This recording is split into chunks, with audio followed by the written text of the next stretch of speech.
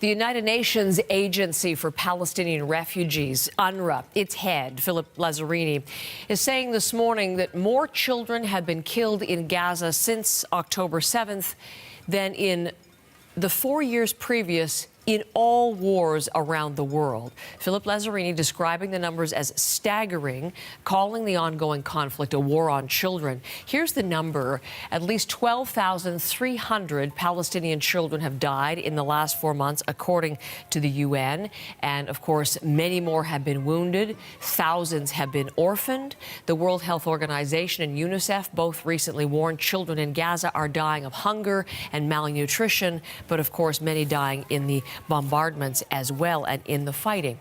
So a deep psychological toll and physical toll on these children. I want to spend some time looking at that story, one that we maybe haven't told sufficiently, but we're going to spend some time today with Dr. Audrey McMahon, who is a child and adolescent psychiatrist at MSF, Médecins Sans Frontières, Doctors Without Borders, and she's in Jerusalem this morning. Dr. McMahon, welcome and thank you for joining me today.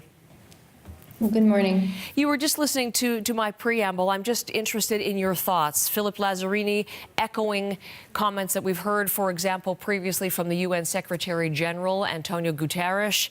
Gaza is becoming a war on children, a graveyard for children. What do you think of those characterizations? I can only agree to this. The stories are horrendous. We get them every day. Every day we hear the death of children, and now children are starting to die of hunger, even in the south of Gaza, where food is a bit more available.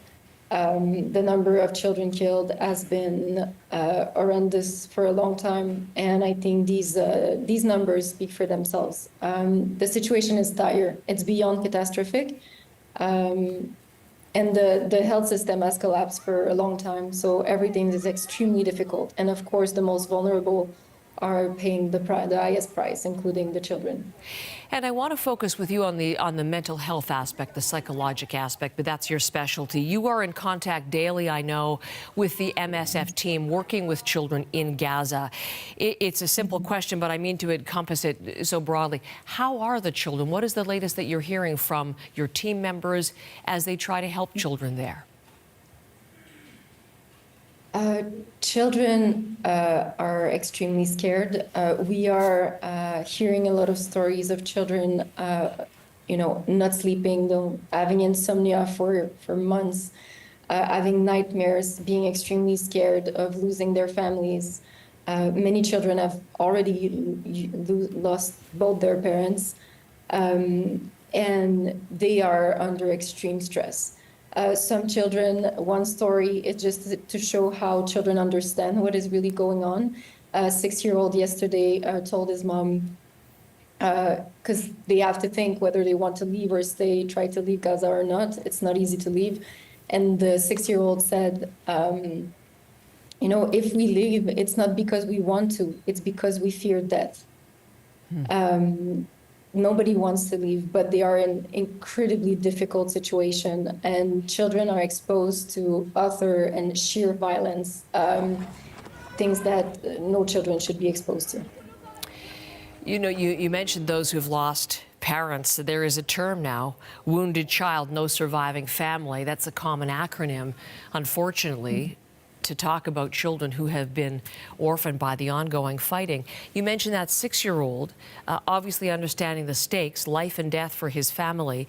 We saw you on video, Dr. McMahon, with a drawing done by a 13-year-old in Gaza. I'm just going to pull that up because you wanted to highlight this in this video, and I think we can see it. We'll just stay on this for a moment. Can you tell us what it shows and why you think it's indicative of what children there are experiencing?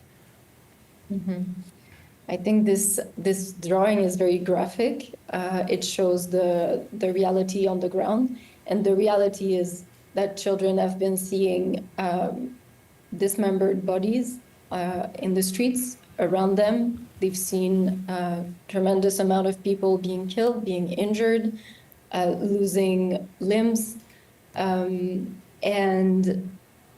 what we see on this drawing is it's disturbing. It's pretty, but at the same time we do see, and that's what I mentioned in the video, We do see the sun. And we do whole see buildings intact, sort of a hopeful future. Is that kind of that? I think that's their Yes. hope. Their hope to return home. Their hope to return to what life was before. How to find that hope, though, Doctor, in the midst of such devastation? How even begin to understand it, let alone to process it, let alone to recover from it? I'd like to know about your team there as they provide, I think it's called psychological first aid to children. What do they do? What supports are they offering to these kids? Yes. So the kids we receive in the hospital, so the MSF hospital where we work at the moment is focusing mostly on surgeries and injuries, wounds. And so we receive children that went through amputation, that have lost limbs. A lot of them actually lost family members. Some are orphans now, and they are in excruciating like physical pain for some of them. So we do offer a lot of just support on they are in high psychological distress, so playing with them, trying to process with them what's going on, trying to help them bear the pain that is physical but also very much emotional.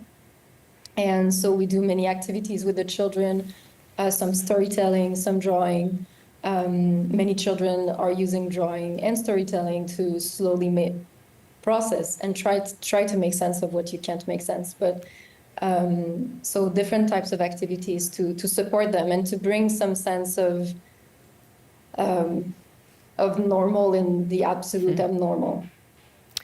And as far as long term, what is your sense of what the long-term mental health impacts, the long-term post-traumatic stress will be on these children, and how it will affect them long-term? The impacts will be long-lasting, probably their whole life, and probably over generations. These children I think they will be affected for a very long time, and of course with trauma symptoms. I don't think we can even talk of PTSD, and we won't be able to talk of PTSD for a long time, because this has been ongoing even before, and it will be ongoing after. And so they are faced with daily violence, and they will do the best they can, but what's to come and the help that they are going to need is massive. We know that we have all the children in Gaza right now, that is half, so that almost like 1 million children needing psychological help at the moment. The needs are going to be extraordinary in the short term, and as you say, down the road. The UN has often talked about ceasefire, and the latest line from Philip Lazzarini is ceasefire now for the sake of the children. What do you want, I mean, we're here in Canada, but what do you want the rest of the world to know about the children and how best to help them now? Well, the children themselves have been starting to question their belonging to humanity. Those are words that we hear from young children, 5-year-old wanting to die. And so I think we have to ask ourselves, is that the world we want children to grow in? Is that the world we want for them? And a ceasefire is the first thing we need for medical aid to go in and for children to start slowly getting back to some kind of normal. I think it's a question of humanity. Dr. McMahon, it is such an all-encompassing issue. It requires more conversations, but I hope we can continue those on. But thank you for today. Really appreciate it. Again, particularly given what we're hearing from the UN in terms of the number of children who have been killed and obviously who are going to be dealing with long-term effects from this ongoing war. Dr. McMahon, thanks again. Thank you.